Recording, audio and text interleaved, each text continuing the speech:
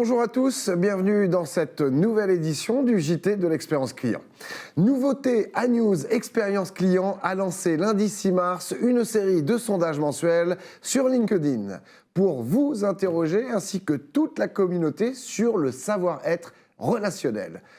Dans des métiers centrés sur des savoir-faire ou des expertises qu'on pourrait croire à tort, éloignées du sujet de l'expérience client, usager, patient, on veut votre avis. Nous ne parlons pas de la seule relation à distance, au téléphone ou en digital, mais aussi du personnel en charge de l'accueil en magasin ou dans les services publics, des livreurs, des agents de sécurité, de propreté, des techniciens d'intervention, des professionnels du paramédical, des caissiers et caissières ou encore des chauffeurs de transport qui portent tous aussi la relation et incarnent la marque ou le service au public qu'ils servent. Anews Expérience Client s'intéresse donc à l'impact de cette relation humaine de proximité sur la qualité globale de l'expérience. Sur LinkedIn, participez dès aujourd'hui au premier sondage de notre série, sondages qui nourriront le cœur de nos échanges dans les mois qui viennent.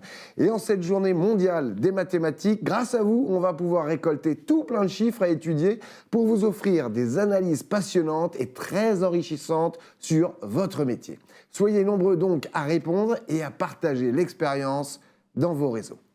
L'Empathy Value Index, vous connaissez? Oui, non? C'est une enquête créée par l'agence The Oval Office qui s'appuie sur 4 piliers: l'écoute et la compréhension du client, la considération, l'honnêteté et la capacité à agir. Après avoir lancé cette enquête l'an dernier, 4 marques se distinguent en 2023. Decathlon, Leclerc, Patagonia et Ibis Style. Decathlon, leader de cet index, subit une légère baisse par rapport à la vague précédente, au contraire de Leclerc qui voit son score progresser. Autre intérêt de cette étude, l'établissement d'un lien de corrélation entre l'empathie des marques et leur NPS, prouvant ainsi que les marques les plus empathiques sont en moyenne 2,9 fois plus recommandées que les autres. Un Français sur 3 se tourne vers les réseaux sociaux pour se renseigner sur les marques. Selon le Digital Report 2023, 92,6% des Français sont connectés aujourd'hui à Internet, soit 600 000 de plus que l'an dernier, et 80,5% sont au moins sur un des réseaux sociaux. Les Français consultent en moyenne un peu plus de 6 plateformes médias tous les mois, et les connectés, entre 16 et 64 ans, se rendent majoritairement d'abord sur Facebook, suivi de WhatsApp, Instagram, Messenger, Snapchat, TikTok, Twitter et Pinterest pour fermer la marche. Avec un intérêt particulier pour la recherche d'informations sur les marques à 34%. À noter que les appareils de connexion évoluent, même si les smartphones équipent plus de 9 Français sur 10, les montres, bracelets et les objets connectés pour la maison font leur apparition dans l'expérience digitale. Enfin, le temps passé chaque jour sur Internet tourne toujours autour de 5h30 avec un peu moins de 2 heures sur les réseaux sociaux. Les Français de plus en plus confiants dans le numérique, mais la vigilance reste de mise. 46% des Français ont confiance dans le numérique, plus 3% par rapport à l'an passé, selon le baromètre 2023 de l'Association de l'économie numérique. Même s'il s'agit du plus haut degré de confiance depuis 2015, les escroqueries en ligne sont jugées de plus en plus fréquentes pour 71% des répondants, plus 7% par rapport au dernier baromètre. Près de la moitié ne se sentent pas bien armés pour lutter contre les piratages, usurpation d'identité et autres ventes de contrefaçon en ligne. Vers un certificat influenceur responsable, devant l'explosion des arnaques financières sur les réseaux sociaux, les pouvoirs publics sonnent l'alarme et s'apprêtent à remettre de l'ordre pour protéger les clients. D'autant plus que la cible prioritaire des pirates est celle des plus vulnérables, les plus jeunes et les plus modestes. Et cela pourrait passer par la proposition prochaine d'un certificat influenceur responsable dans le secteur financier qui permettra aux bons élèves de l'influence de se démarquer de leurs confrères les moins scrupuleux. Les étudiants vont pouvoir s'essayer à des missions de sécurité. À l'occasion des Jeux Olympiques et Paralympiques, Paris accueillera 15 millions de spectateurs pour le plus grand événement jamais organisé par la France.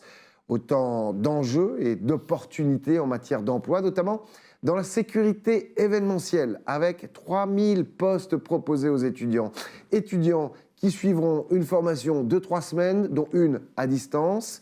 Espérons que le volet meilleur accueil du public aura une place de choix dans cette formation pour une expérience fan de sport à la hauteur de ce grand rendez-vous et de l'image de notre pays, en n'oubliant pas les milliards de téléspectateurs qui seront aussi au cœur des Jeux.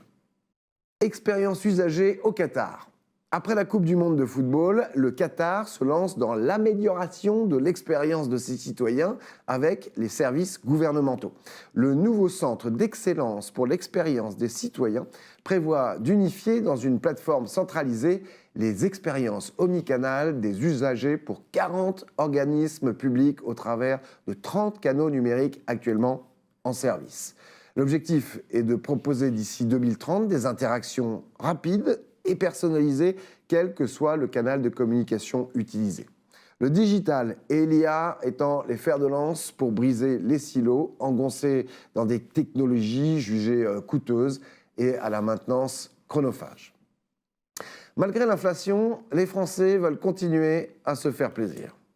Le premier baromètre BPCE Digital et Payments, communiqué le mois dernier, révèle que nos concitoyens souhaitent économiser sur les achats essentiels pour continuer à se faire plaisir dans les expériences de loisirs, de voyages, bars, restaurants. La convivialité et l'expérience associée bénéficient effectivement des vases communicants dans cette étude basée sur l'analyse des paiements effectués par plus de 20 millions de cartes bancaires. Et ce, alors que les prix des produits alimentaires ont augmenté de plus 26% en 15 mois. Quant à la consommation responsable, l'arbitrage entre fin de mois et fin du monde est plus difficile, malgré une hausse de la générosité avec des dons en hausse de 21%. La seconde main, le bio, le commerce équitable ralentissent. Sur un site web sur 3, l'expérience client génère de la frustration et entraîne une perte de revenus. C'est l'édition 2023 du benchmark annuel de Content Square qui le révèle, en cause principalement le temps de charge trop long des pages ou les rage clicks lorsqu'au moins 3 clics de l'utilisateur en moins de 2 secondes sont actionnés sur la même zone d'un site web. L'étude révèle aussi son lot de bonnes pratiques qui permettent le succès de l'expérience en ligne, capter l'attention, gommer les frictions et veiller à ce que le contenu des pages soit pertinent à chaque étape du parcours client. Et plus que jamais, il est rappelé dans l'étude que l'expérience client prime sur le prix ou le produit. Ainsi, une expérience de qualité sur tous les appareils, mobiles, PC, desktop, est le secret de la réussite. Le Muséum national d'histoire naturelle bat son record de visiteurs. En 2022, le MNHN a accueilli plus de 3,5 millions de visiteurs sur l'ensemble de ses sites à Paris et en région, hors fréquentation des allées du Jardin des Plantes. En 2022, les visiteurs ont pu à la fois se promener au sein des expositions temporaires, entre autres l'Odyssée sensorielle dans la Grande Galerie de l'Évolution, 1001 orchidées dans les Grandes Serres, Enki Bilal, puis Art et Préhistoire au Musée de l'Homme, mais aussi des expositions permanentes dans les galeries et musées et dans les zoos, le parc zoologique de Paris, la ménagerie du Jardin des Plantes, la réserve zoologique de la Haute-Touche, sans oublier des événements fédérateurs tels que la promenade lumineuse hivernale Mini-Monde en voie d'illumination. Ruinart va proposer une nouvelle expérience visiteur. La fameuse maison de champagne appartenant à LVMH a lancé la construction du pavillon Nicolas au centre de Reims où se trouve également leur vigne. Fin 2024, ce lieu de 1400 m² créé par l'architecte japonais Su Fujimoto pourra accueillir 50 000 visiteurs et leur proposer un véritable parcours œnotouristique novateur. À cela s'ajoutera de nombreuses nouvelles expériences comme la visite des crayères, des dégustations ou la possibilité d'acquérir une édition limitée d'une cuvée. Rubrique nomination maintenant. Aramis Auto, spécialiste de la vente en ligne de voitures d'occasion reconditionnées, annonce la nomination d'Étiennette Savard au poste de directrice du support commercial. Elle pilotera les équipes service client et opérations back-office.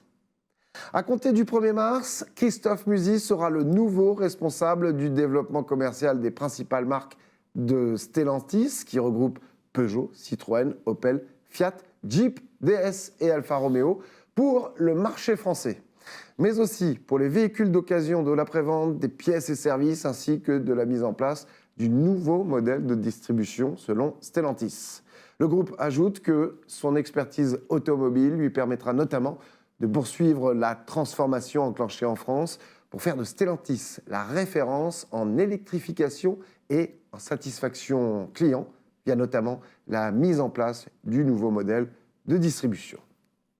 Émilie Darol est promue directrice générale pour l'Europe de l'Ouest et les clients internationaux chez Nielsen IQ, société d'analyse de comportement des consommateurs.